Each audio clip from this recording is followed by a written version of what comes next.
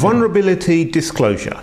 It's one of those topics that is bound to stir up as much controversy as politics or religion. So it's a bit like saying, yeah, but who created God then? And this has led to internet heavyweights Google and Microsoft trading public insults. Specifically, Google claims that Microsoft's operating system is so fat, it's been eating up gigabytes like they were donuts. And Microsoft says Google has a pornography addiction and thinks it should get help. Anyway, before we get to why, it's important to take a look at the recent history of vulnerability disclosure.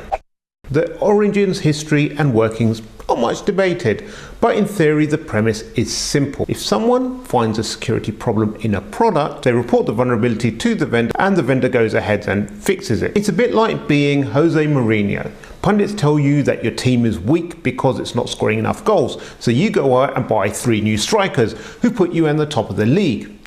All your supporters think you're a genius, but McAfee United fans continue to think you're an arse. Full disclosure has been used as a method by researchers to get stuff fixed. There was no real process or methodology, they just released the full details of a vulnerability in a product and they wanted the vendor to fix it. It's a bit like when my wife thinks the house is cold. She reports that she can feel a drop, has no intention of doing anything about it personally, because she actually wants me to go and check that all the windows and doors are shut. However, vendors don't always see eye to eye with this approach, as there isn't always a financial incentive in fixing a vulnerability that isn't a big deal to them, and so the public debates ensue between researchers and vendors. I, for example, just throw a blanket over the wife. It saves me getting up, but she'll still insist that she's cold. You're wearing 3 pink jumpers and a blanket with sleeves. How can you still be cold? Now, vendors themselves would prefer researchers inform them of bugs in secret so as not to allegedly put anyone in danger. If the researcher were to provide any details about the vulnerability, it would just be a simple high-level view about what it is without going into the detail of how. Good principle in theory, but this has often meant the bugs were not fixed for a very long time, if at all. Any researchers who decided to go outside of this process were threatened with legal action to silence details of the vulnerabilities being made public. This is why super injunctions were likely so popular amongst celebrities in the past few years. They'd done something that they didn't want the public to know, yet we only knew about it because they tried to keep it secret. You're left with an angry, embarrassed celebrity and a judge muttering, "I was just trying to help."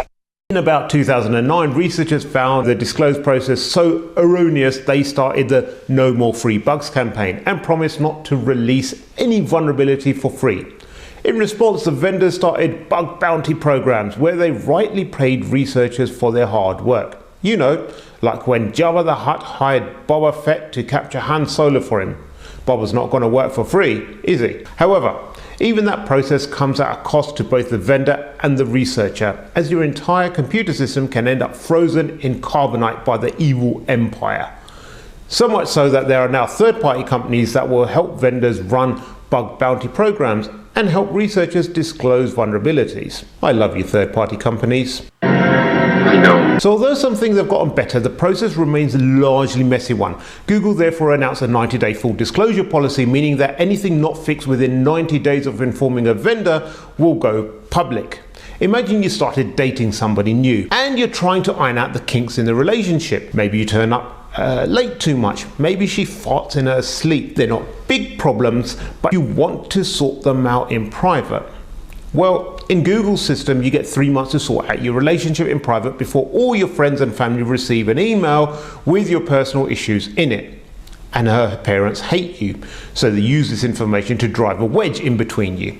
Sounds horrendous, doesn't it? This has been seen not once, not twice, but 3 times where Google's informed Microsoft of a bug 90 days prior and ended up dumping the O days on the internet before Microsoft could release a fix. Microsoft in turn responded by slamming Google and claiming they only needed 2 more days to release the fix and that Google jeopardized users. Now let's be honest, that relationship is over and it's all Google's fault. At least you'll be able to make use of its porn addiction now. Now, as much fun as it is to grab some popcorn and enjoy seeing Google and Microsoft slinging mud in each other's direction, there is a serious point here.